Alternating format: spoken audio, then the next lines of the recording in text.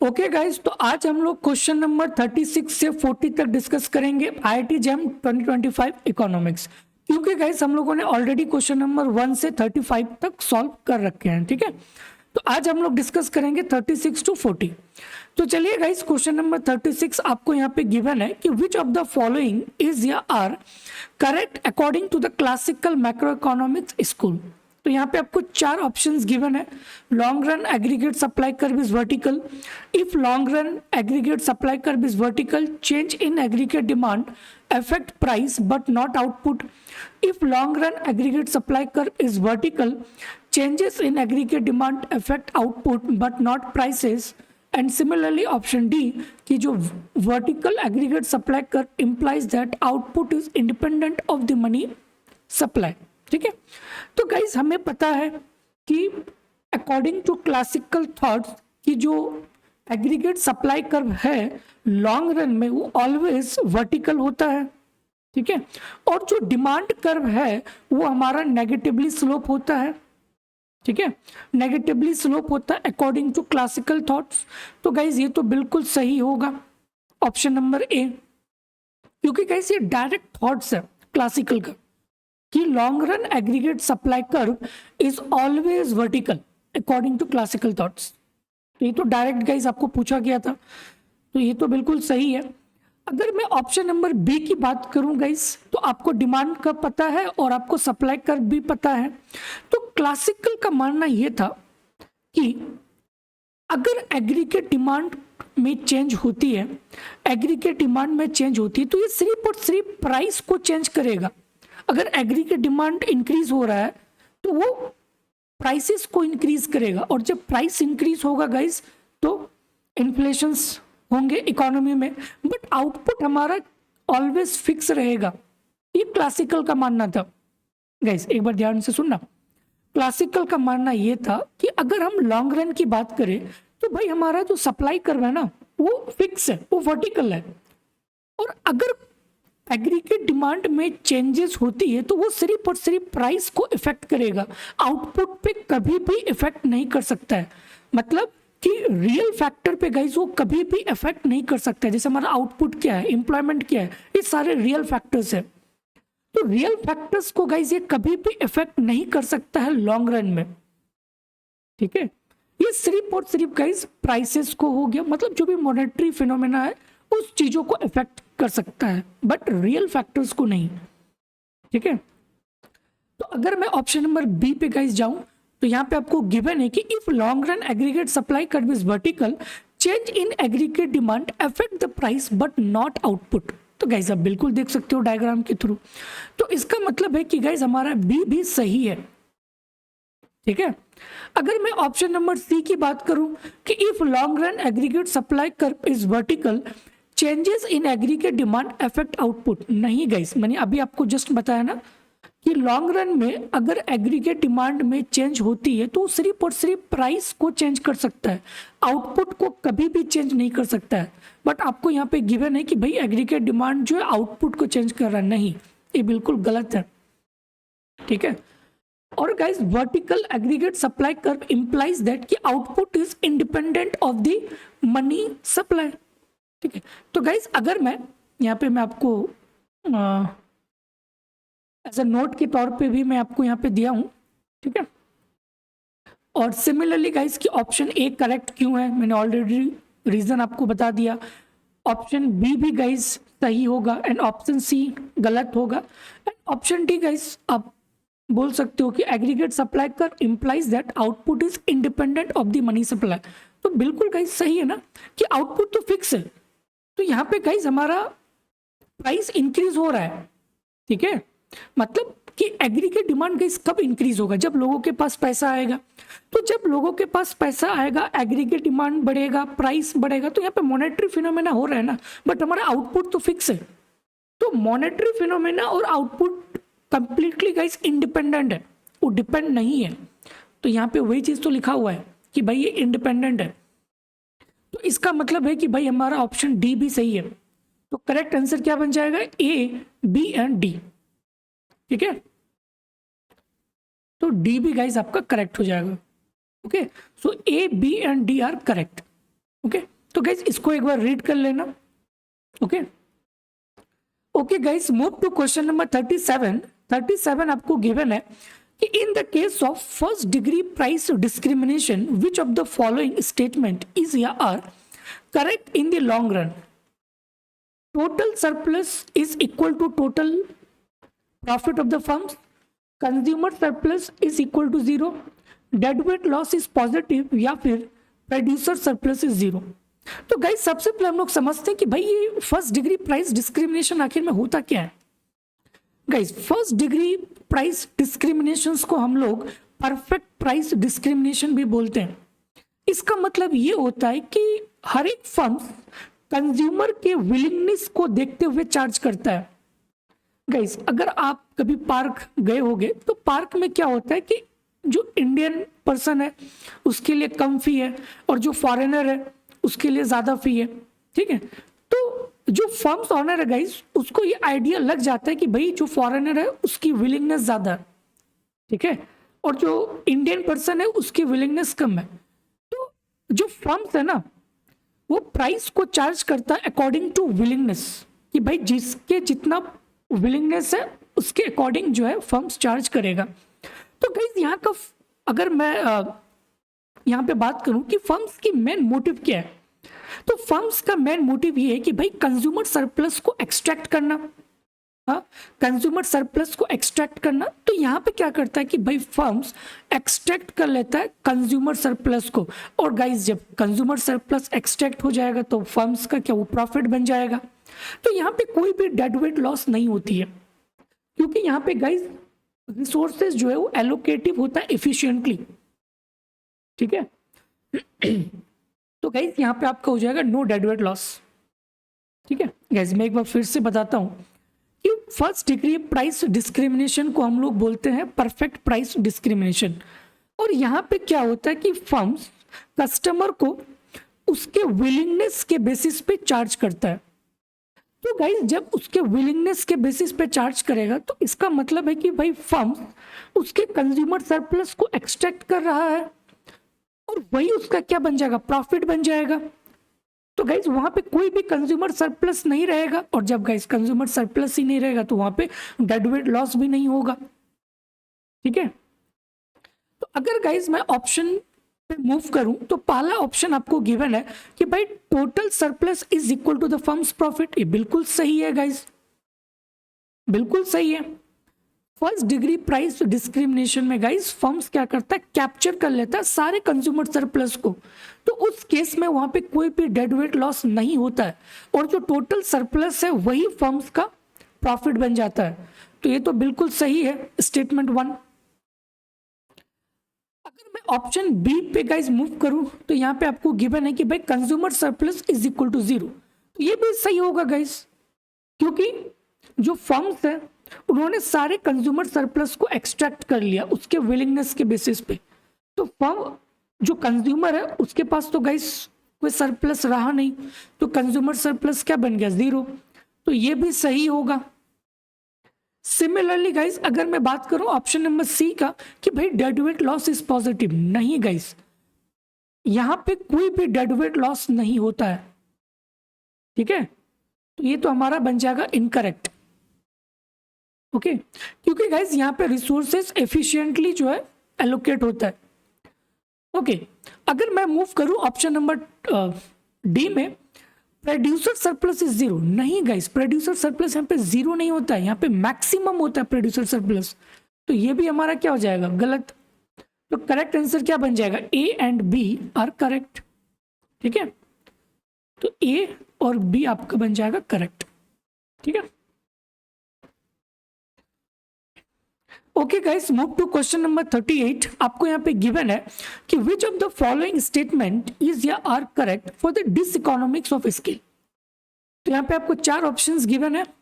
Elasticity of cost with respect to output is less than 1, elasticity of cost with respect to output is greater than 1, या फिर सी and D. ठीक है, तो guys आपको डिसइकोनॉमिक्स of scale पता होना चाहिए और इसका फॉर्मूला आपको इलास्टिसिटी ऑफ कॉस्ट के कंपेयर में पता होना चाहिए, देन आप इस पर्टिकुलर क्वेश्चन को सॉल्व कर पाओगे। तो गाइस सबसे पहले हम लोग समझते हैं कि भाई डिसइकोनॉमिक्स ऑफ स्किल्स होता क्या है। गाइस डिसइकोनॉमिक्स ऑफ स्किल्स हम लोग उसको बोलते हैं कि increases the production raises the per unit of output. कि अगर हम अपने प्रोडक्शंस को इंक्रीज करते हैं तो भाई आउटपुट भी काफी ज्यादा से इंक्रीज होता है, ठीक है। तो उसको हम लोग बोलते हैं डिसइकोनॉमिक्स ऑफ स्किल। और गाइस ये क्यों होता है, बहुत सारे रीजन हो सकता है। पहला रीजन कि भाई मैनेजमेंट डिफिकल्टीज, दूसरा रीजन कि भाई कोऑर्डिनेशंस नहीं है तो कोऑर्डिनेशन प्रॉब्लम्स, या फिर रिसोर्सेज लिमिटेशंस। तो ये सारे फैक्टर्स के कारण गाइस आपका जब कॉस्ट काफ़ी ज़्यादा इंक्रीज होता है, जब आप प्रोडक्शन को इंक्रीज करते हो तो, ठीक है। तो उसको हम लोग बोलते हैं कि भाई ये हमारा डिसइकोनॉमिक्स ऑफ स्किल की सिचुएशन है। तो cost increases at a faster rate than the output, ठीक है। अगर आपका आउटपुट 2% से इंक्रीज हुआ तो आपका कॉस्ट गाइस 5% से इंक्रीज हो गया, ठीक है। तो इसको हम लोग बोलेंगे कि भाई डिसइकोनॉमिक्स ऑफ स्किल। तो गाइस अगर मैं इसका फॉर्मूला पे देखूं तो elasticity of cost with respect to output guys क्या होता है, marginal cost divided by average cost. Okay, ये हमारा हो गया cost elasticity with respect to output equal to MC by AC। MC आपका हो गया मार्जिनल कॉस्ट, AC आपका हो गया एवरेज कॉस्ट। अगर गाइस EC का वैल्यू लेस देन 1 आएगा तो इसका मतलब है कि cost increases at a slower rate than output. मतलब अगर आउटपुट 5% से इंक्रीज हुआ तो भाई कॉस्ट उससे कम हुआ, लेट्स से 2% या फिर 1%। तो ये सिचुएशन तो गाइस बिल्कुल सही है। तो EC लेस देन 1 पे गाइस आपका ये सिचुएशन रहेगा। और EC इक्वल टू जब 1 होगा तो इसका मतलब है कि भाई cost increases proportionally to output. अगर आउटपुट 5% से हम इंक्रीज किए तो भाई कॉस्ट भी हमारा 5% से इंक्रीज हो गया। तो उस केस में हम लोग बोलेंगे कांस्टेंट रिटर्न टू स्केल, और उस केस में EC का वैल्यू 1 होना चाहिए। और EC ग्रेटर देन जब 1 होगा तो इसका मतलब है कि भाई हमारा ये डिसइकोनॉमिक्स ऑफ स्केल का सिचुएशन है। इसका मतलब ये है कि cost increases faster than output. मतलब कि अगर आउटपुट 10% से चेंज हुआ तो भाई हमारा कॉस्ट 20% से इंक्रीज हो गया। तो ये हमारा डिसइकोनॉमिक्स की सिचुएशन होती है। और ये कब होगा, जब EC का वैल्यू ग्रेटर देन 1 होगा। EC का मतलब कि भाई ये हमारा कॉस्ट इलास्टिसिटी है, ठीक है, cost elasticity with respect to output. Okay, तो गाइस अगर मैं ऑप्शन पे मूव करूं तो पहला ऑप्शन आपको गिवन है कि elasticity of cost with respect to output is less than 1। तो गाइज जब लेस देन 1 होगा तो ये तो हमारा इकोनॉमिक्स ऑफ स्केल के सिचुएशन को इंडिकेट करता है। बट क्वेश्चन में आपको क्या है, डिसइकोनॉमिक ऑफ स्केल। तो इसका मतलब है कि भाई ये तो बिल्कुल नहीं होगा, ठीक है। तो ऑप्शन 1 तो नहीं होगा, ये तो इनकरेक्ट हो गया। सिमिलरली गाइज अगर मैं ऑप्शन बी पे मूव करूं तो elasticity of cost with respect to output is greater than 1। तो गाइज ये तो बिल्कुल सही है कि अगर EC का वैल्यू ग्रेटर देन 1 आएगा तो यही मेरा क्या होगा, डिसइकोनॉमिक्स ऑफ स्केल। और क्वेश्चन में आपको डिसइकोनॉमिक्स ऑफ स्केल पूछा गया है तो ये तो बिल्कुल सही है। ओके, अगर मैं ऑप्शन सी पे गाइज मूव करूं इज इक्वल टू 1, अगर इक्वल टू 1 के इक्वल आ जाए तो गाइज ये हमारा बन जाता है constant return to scale. But आपको क्वेश्चन में पूछा गया था कि डिसइकोनॉमिक्स ऑफ स्केल, तो ये भी नहीं होगा। और guys marginal cost is greater then average cost. तो हमें पता है ना कि भाई डिसइकोनॉमिक्स ऑफ स्केल कब होगा। मैं इसको एक बार इरेज करता हूं, जब EC की वैल्यू ग्रेटर देन 1 होगा। तो इसका मतलब है कि MC का value guys always greater than AC होना चाहिए, तभी ये रेशियो ग्रेटर देन 1 होगा। हाँ, तो marginal cost is greater then the average cost, तो ये भी सही है। तो मेरा करेक्ट आंसर क्या बन गया, B and D are correct, ठीक है। So correct option is B and D, B and D, ठीक है।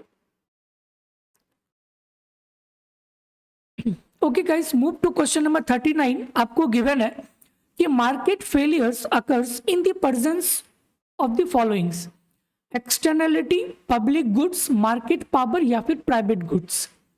गाइस आपको पता होना चाहिए कि भाई मार्केट फेलियर कब होता है, किस सिचुएशन में होता है, और इसका एग्जैक्ट मीनिंग होता क्या है कि भाई मार्केट फेलियर का, ठीक है।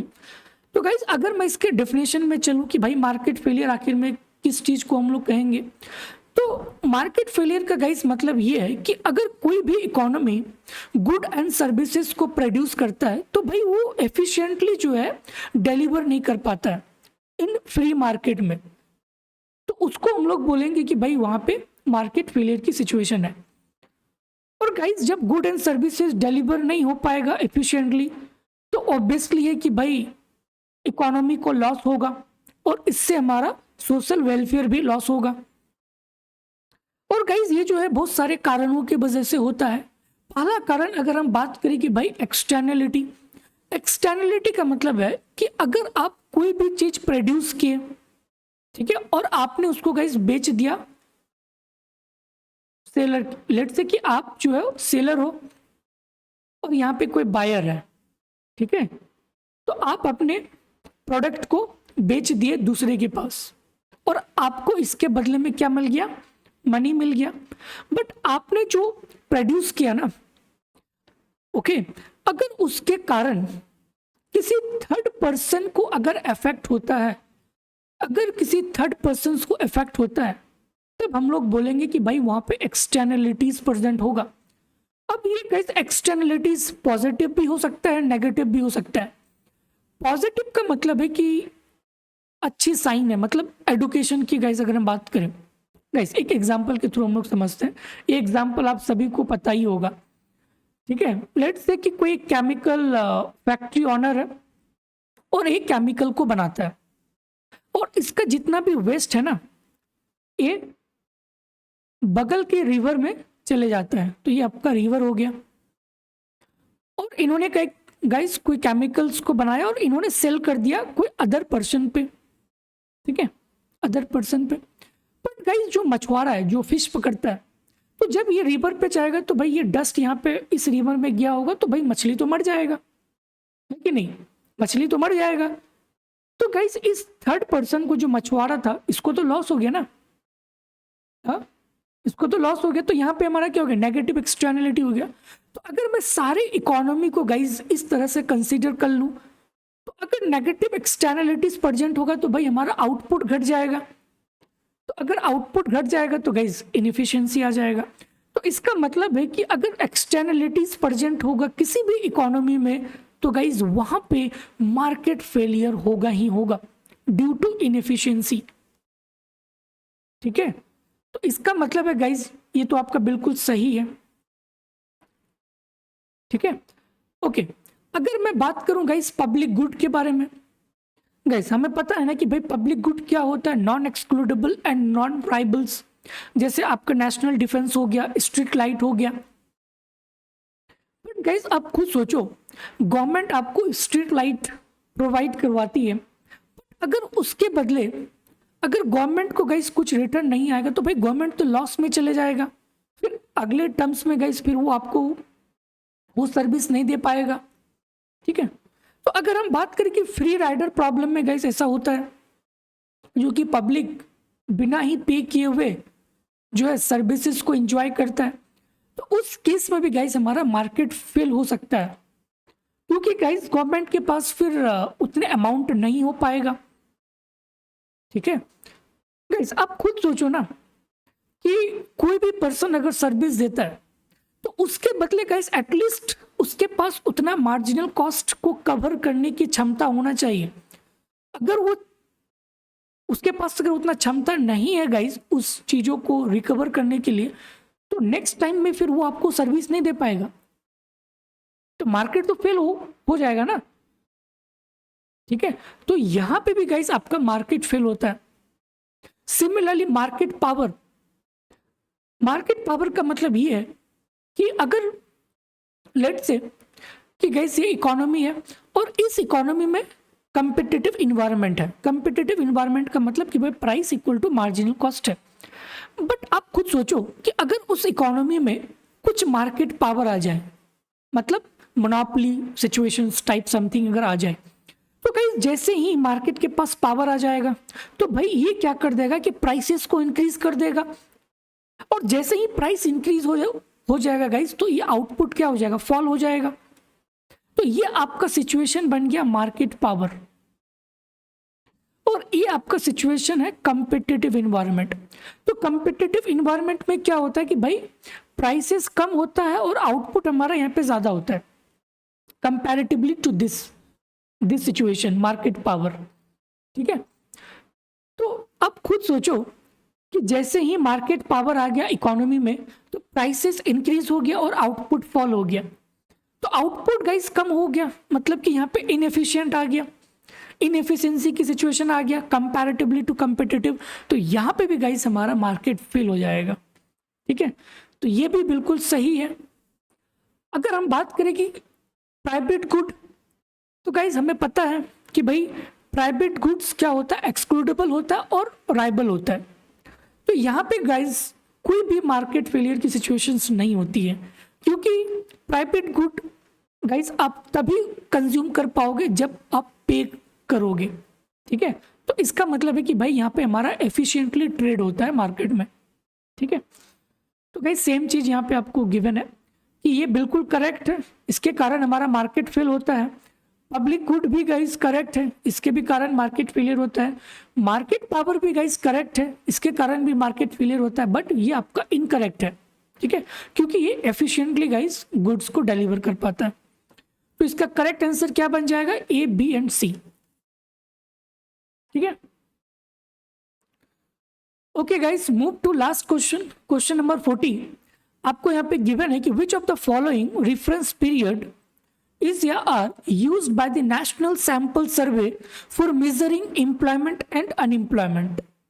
1 year, 1 month, 1 week या फिर each day?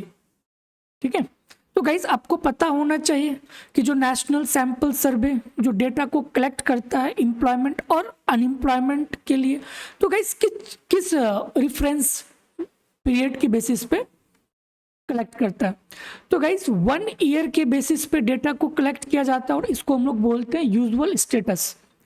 1 वीक के बेसिस में भी गाइस डेटा को कलेक्ट किया जाता है, इसको हम लोग बोलते हैं current weekly status. Each day के बेसिस में भी जो है डेटा को कलेक्ट किया जाता है, इसको हम लोग बोलते हैं करंट डेली स्टेटस। इसका मतलब है अगर हम ईच डे के बेसिस पे देखें कि अगर कोई पर्सन 4 आवर्स से अगर कम काम किया है तो इसका मतलब है कि भाई वो अनएम्प्लॉयड है। अगर किसी पर्सन को पर डे 4 आवर्स से ज़्यादा अगर उसको काम मिल जाता है तो इसका मतलब है कि वो हमारा पर्सन एम्प्लॉयड है। तो गाइस इसको एक बार आप रीड कर लेना, जस्ट ये बेसिक चीज़ें गिवन है इंडियन इको का।